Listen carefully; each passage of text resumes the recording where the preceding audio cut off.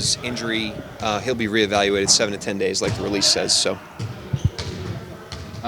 just your thoughts on getting to face a Denver team that you've already seen. Pretty rare to be able to see a team this early in the regular season that you saw in the preseason. Yeah, I mean, we're familiar with them. We've played them a lot here, it seems like, the last year, and going to be a challenge. They're coming home. It'll be their first home game. There'll be a lot of excitement there with their team intact. So it's going to be a great challenge for our team. When you're going up against a team that's playing on the second night of a back-to-back and you're off, are you sitting there? Are you watching the entire game? Like, what's your strategy there in terms of prep? Yeah, we'll have eyes on it. I don't know that I'll watch every minute of it. It's after my bedtime, but yeah, we'll have eyes on it. And then, I think we have a decent feel for Denver and our plan against them. But yeah, absolutely, we'll have a pulse on how they're playing these first couple games. How much, if at all, can you take from that first preseason game and carry over to a regular season game? A good amount. I mean, personnel doesn't change, and tendencies don't change, and they're trying to sharpen just like we are, and so you get a pretty good sense. But at the same time, we've played a lot of games and had a lot of practices since then, and so have they. So we've got to be ready for this version of them, and they've got to be ready for this version of us.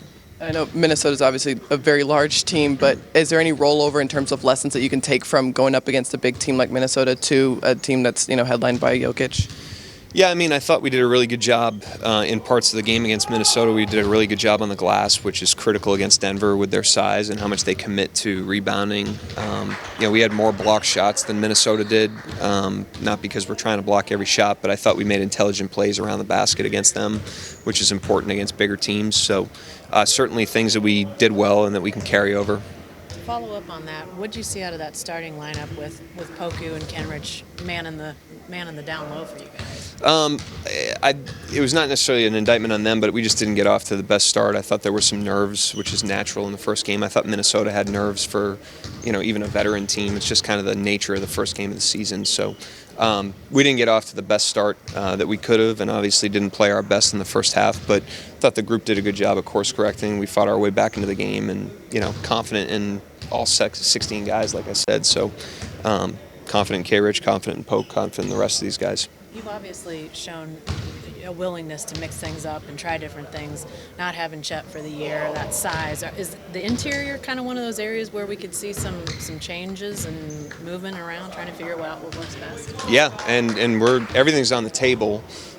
We don't want to be confined by what we've done or what we see as normal. We're trying to figure out the best version of the team, and we're trying to give all the players opportunities to show what they can do and bring their strengths to the table. And we think that keeping things fluid and keeping guys ready and keeping our opponents on their heels a little bit is a good way to do that. To that, is it a little tough to offset the team size when you don't have the size and girth that other teams have? Well, I think that's just the nature. Every team's going to have strengths and vulnerabilities. We have our strengths and we have our vulnerabilities, and you match up against your opponent and you try to make sure the benefits outweigh the costs. And there's in the biggest games of the season, teams are forced to do that.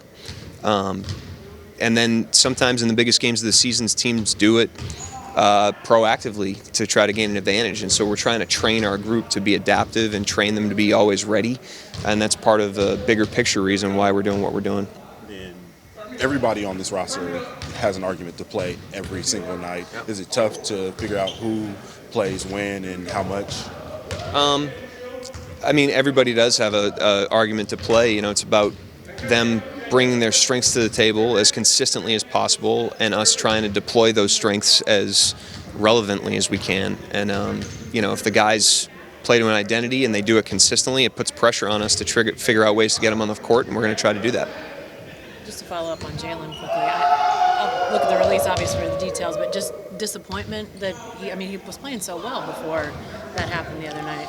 Yeah, but I mean, we're pretty fortunate, that it's not a longer-term thing. I mean, any shot to the head like that could end up being much worse, and so it doesn't seem like it's worst-case scenario. We'll see how he progresses with the surgery and stuff, but it's a little deflating, but at the same time, it's part of it, and we're going to learn something about him. He'll learn something about recovery and jumping back in, and, by the time he's back, I think there'll be a lot of season left, and he'll have plenty of opportunities to gain experiences. Do you know if he'll be playing with the mask? I'm sorry? Do you know if he'll be playing with the mask? I think so. I would assume so, yeah. Mark, how much of playing faster is getting organized faster, going up the floor, or is it purely like just sprinting and getting into the half court? Yeah, it's funny you say that. We left something on the table there against Minnesota, and the rule for us is we've either got to be fast or we've got to be organized, but we can't be slow and unorganized. And we probably had 4 or 5 possessions where we were slow and unorganized. If you're a little slower up the floor, I was watching Philly-Milwaukee last night, and those teams are really slow up the floor, but they're organized. And then there's other teams that Golden State races the ball up the floor, and they play fast, and they're not always organized. So you don't have to be perfect every possession, but you got to be one of those two things. And I thought there were times where we were fine, and then there were times we left some stuff on the table. That's certainly something we'd like to see improve going into the next game.